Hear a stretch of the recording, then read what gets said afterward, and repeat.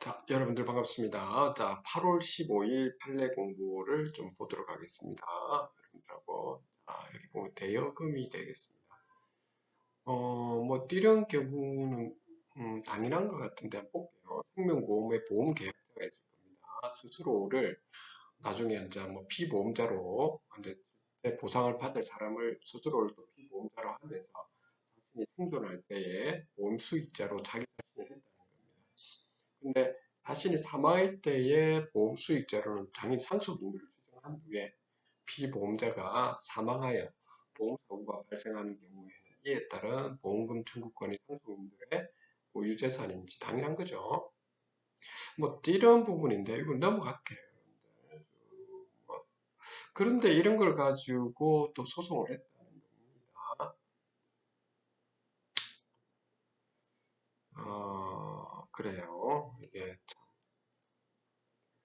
대법원까지 올라왔다.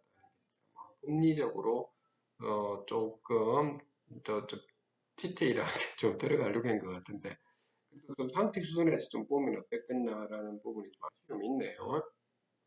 이 대법원까지 가야 되나 싶기도 합니다. 그 다음에 약관의 규제에 관한 법률 제3조 제4항에 따라서 해당 약관을 계약의 내용으로 주장할 수 없는 사유에서 약관 4번 교부와 관련해서 같은 조제 2항을 위반하여 계약을 체결한 경우의 의미 및 계약이 체결된 후 고객이 사업자에게 약관의 사본을 내줄 것을 요구하고 사업자가 이에 불응한 경우에 포함되는지 여부 이렇게 해놨는데요. 자, 약관의 규제에 관한 법률에 여러분들이 이런 부분을 좀 더 살펴보려고 하면, 제일 처음에 해야 될 거는, 물론 변호사분들하고 의논을 좀 하시되, 오늘을 하시고 그 다음에 단계가 뭐죠? 공정거래위원회 사이트에 들어가셔가지고 질의를 먼저 하십시오. 그렇게 해서 한번 충분히 검토하신 다음에 이 부분을 살펴보시면 합니다. 자, 이 정도만 말씀드릴게요. 넘어가도록 하고요. 공유물 분할이라고 해놨는데 요거는 이제 우리 집합건물하고는 크게 관련은 없고요. 여러분들 혹시 예를 들어서 101호가 있다라고 하면 101호에 있는 전유 부분에 한해서는 소유자가 만약에 이렇게 3명이다라고 한다면 여기는 지분에 맞추어서 분할이 가능한 거죠. 지분이 있으니까. 그런데 공용 부분에 대해서는 집합건물법 제11조에 의해서 지분권으로는 할 수는 없고 뭐죠? 용도에 따라서 사용하도록 되어 있죠. 용도에 따라서 이건 굉장히 중요합니다. 요것만 여러분들이 좀 알고 계시면 될 것 같아요. 그래서 넘어가고요. 부당이득금인지 아닌지.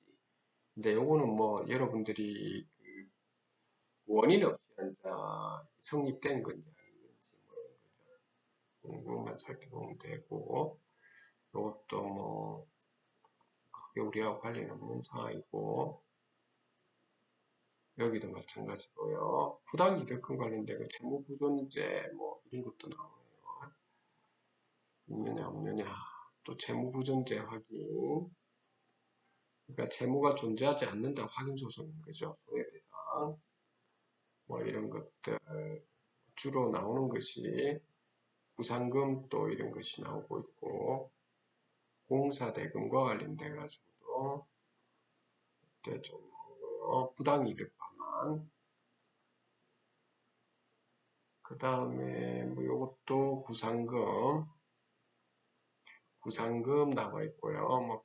공유물 분할 아까 제가 말씀드렸던 집합건물의 그거만 좀 잘 좀 보시면 되고 예금이네요. 예금 이 부분은 좀 중요한 것 같습니다. 우리 은행에 여러분들 예금 계약을 했다는 거죠. 그런데 예금 계약의 만기가 도래한 사정만으로 금융기관이 예금 반환 지연으로 인한 지체 책임을 부담하는지 그렇지가 않다는 거죠. 무슨 말이냐면 예금자가 바로 만기가 도래했기 때문에 바로 이제 달라고 이렇게 해야 되는 거지. 며칠 지났다고 해가지고 있죠. 지체 책임의 발생 시기, 이 발생 시기, 이 해가지고 특별한 사정이 없는 한 임치인의 적법한 지급 청구에도 불구하고 수취인이 반할 지체한 경우에 한해서 여러분들이 이게 지금 뭐 이자라든지 뭐 손해배상 청구를 할 수 있다는 거죠. 그렇지 않고서는 안 된다. 이거는 좀 알아둘 필요가 있네요. 근데 요즘에는 만기가 도래하면 보통 은행에서 미리 연락이 오죠. 보통 문자가 보통 가거든요. 이런 경우 참 드문데, 그래요. 뭐 이런 데도 있는 것 같습니다. 공사대금, 이것도 넘어갈게요. 또 파산선고, 뭐 이런 것도 있고요. 예, 여러분들하고 좀 많이 부당해고, 구제, 이런 것도 많이 등장합니다. 그러니까 아무래도 사용자 입장에서 녹록하지 않은 거는 이해되는데 요즘 참 근로기준법이나 이런 부분이 많이 이게 좀 일반화돼 가지고 좀 법제가 좀 강화되어 있으니까 보셔야 됩니다. 그 다음에 뭐 교부금, 관리처분 계획 무효, 확인 등 뭐 이렇게 놨죠. 절차에 맞춰서 잘 하면 될 텐데 좀 뭐 너무 일방적으로 독단적으로 이렇게 막 하다 보니까 좀 문제가 생긴 것 같네요. 여기는 뭐 그런 것들요. 크게 뭐 증거 보존 신청.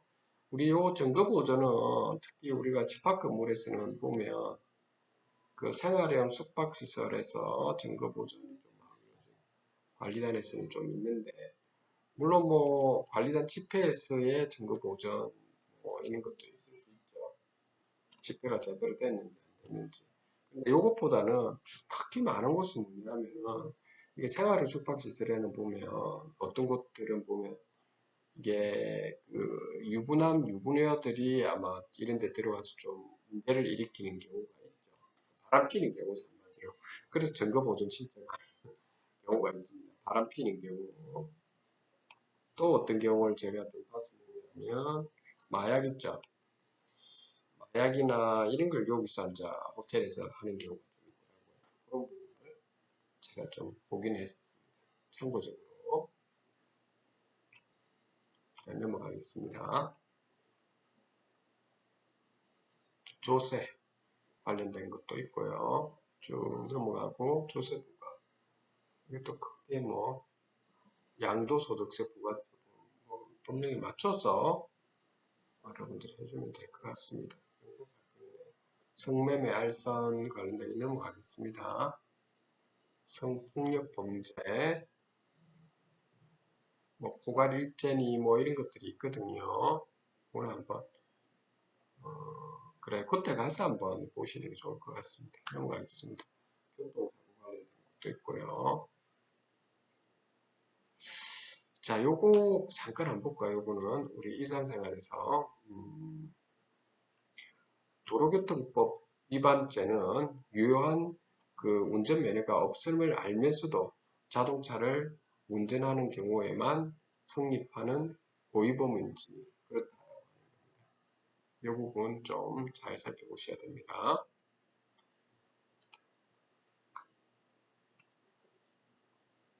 그 다음에 뭐 특정 경제 가중처분도 있고요. 주거 침입, 그 다음에 건조물 침입이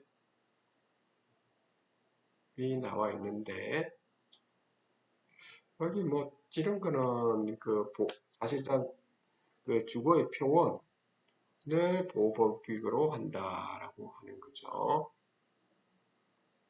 뭐 이런 부분입니다. 건조물 침입. 자, 넘어가겠습니다. 뭐 딱히 볼만한 것은 없어 보입니다. 네, 요까지만 뭐 지금 보도록 할게요.